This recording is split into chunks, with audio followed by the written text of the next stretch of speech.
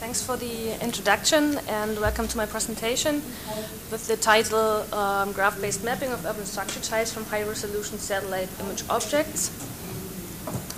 My presentation has 6 parts. The introduction first, why I want to work on urban areas, then some related work.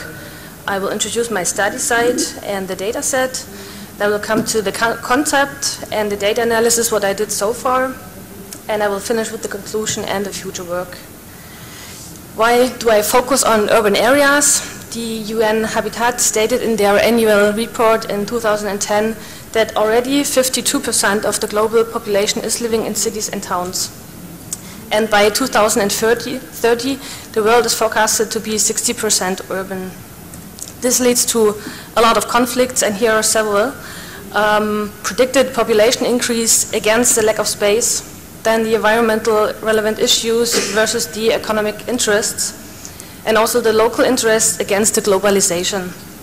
So urban land use structures are in need for monitoring and controlling as methods for spatial observation, for disaster management as places as a basis for planning, for analysis of living standards, ecosystem impacts and environmental factors, and, for example, as support for political decisions. Here are some related works. I think the most famous ones are Barnsley and Barr. Here I have 2 papers from 1998 and 2004. They stated that there is an interaction between function and form. And they used, as a base, they used digital maps of buildings. They classified the buildings into different decades, what you see on the left-hand side of the picture. Then they developed SAMS. SAMS is a software structural analysis and mapping system. And the tool of it is the XRAG, the Extended Relational Attribute Graph. And they used spatial relations, morphological and relational properties. They built a relative neighborhood graph out of a Delaunay triangulation, what you see on the right-hand side of the picture. And then they used area, compactness, node degree, and edge length for analysis. On the part here, you see an example of a graph.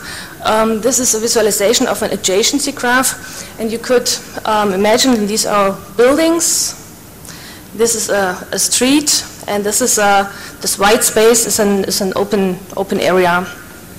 And then you have the graph here with the nodes and the edges, and the black nodes are here are these 2 buildings, for example, and this white node here means the open space.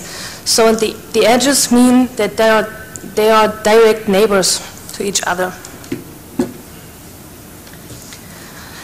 My study site is Rostock in Germany with more than 200,000 inhabitants. I have a quick bird image with the 4 channels from 2009 and 60 centimeters of pen-sharpened resolution. The image was atmospherically and geometric corrected. And I also have LiDAR data from 2006 with 2 points per square meter. The LiDAR data was normalized, so I subtracted from the surface model from the ground, so I have relative building heights. I also have a digital landscape model, where I come to it later on. And I have vector data from the German automated real estate map.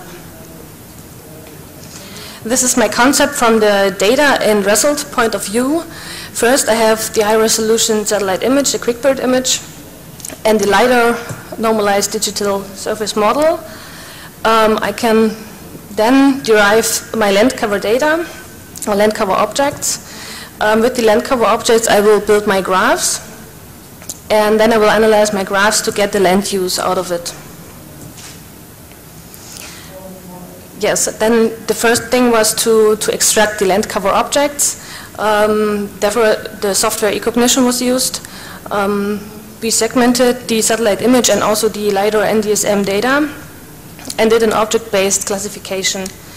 The criterions for the building extraction was that the relative height of the building must be over 2 meters, and it was separated from trees with the NDVI.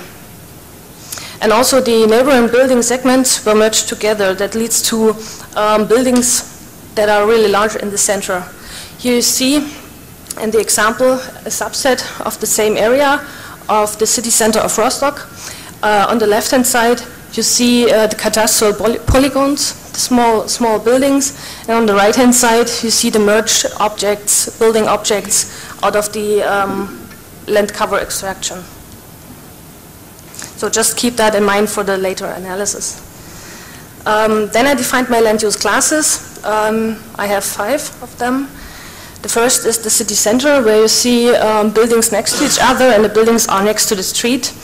In the courtyard you have vegetation or paved areas. And the residential single-family houses, they are detached quadratic houses with vegetation around, a garage next to it, also an access to the road, and probably a pool in the garden. And then you have the residential block buildings, rectangular large buildings with 3 or more stories in height, and also vegetation in the backyard. And they have probably a same direction. Then you have the industrial area with really large buildings, and most of them have paved areas around. The green area index is very low.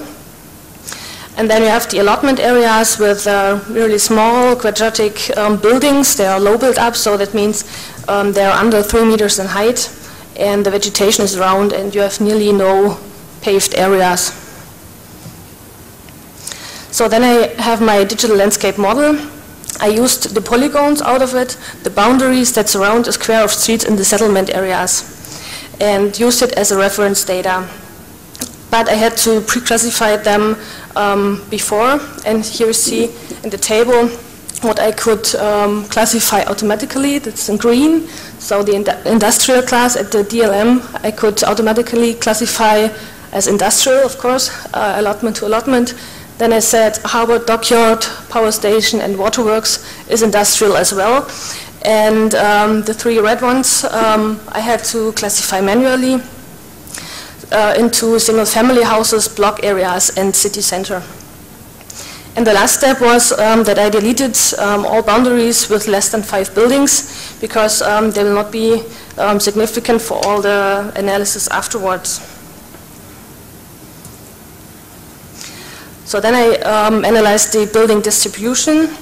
I did that because I want to use mean building distance, and the mean building distance makes only sense when the buildings are not clustered. So they should be random or uniform distribution. And afterwards I want to generate the graphs with different distance ranges. So I used, therefore, the average nearest neighbor criterion. I computed the building centroids, as you see in the picture here. Then I computed the mean and expected nearest neighbor distance.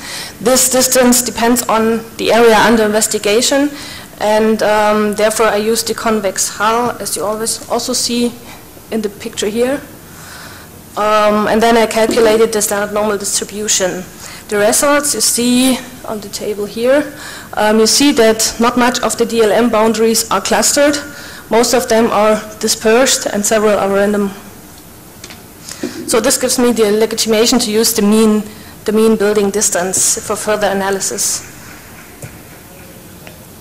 Yeah, then I computed a Delaunay triangulation, which is already a graph, so it consists of nodes and edges. And therefore I used the centroids of the buildings. You see the Delaunay triangulation here in the subset. And then I did the statistical analysis of the mean distance of all the graphs. And I found out that I have 2 groups. The city center, single family, and allotment area in red have nearly the same values for the median and interquartile range, as well as block buildings and industrial have also nearly the same values. So I derived 2 distance ranges from 0 to 35 meters and from 35 to 85 meters. That was done with the cadastral polygons you see here. I also did the same thing with the land cover object derived from the satellite image, and the values looked like this. You see also two different classes with same values, but the values are much higher than here, than with the cadastral polygons. A reason for that was the merging of the buildings, what I explained before. So this leads obviously to two different distance ranges, from 0 to 60 meters and from 40 to 150 meters. Then I built my graphs, and here are the visualization of two examples. The upper part is the industrial area with cadastral building polygons, and the same industrial area with the land cover building objects. And here you see the residential single-family house area for cadastral polygons, and also with land cover objects. And you can see on those pictures that from lower distance range to the upper distance range, the connection is getting better in the industrial area as well as for the land cover objects. And it is the opposite for the single residential house area. You have the better connection with the lower distances and a less connection for the higher distances. When I had my graphs, I then computed the graph measures. Here are just two examples. I used the beta index as a measure for connectivity. This is the ratio of edges and nodes. And the clustering coefficient, also called transitivity in social network analysis. And this reveals clusters or communities within with similar degree of edges.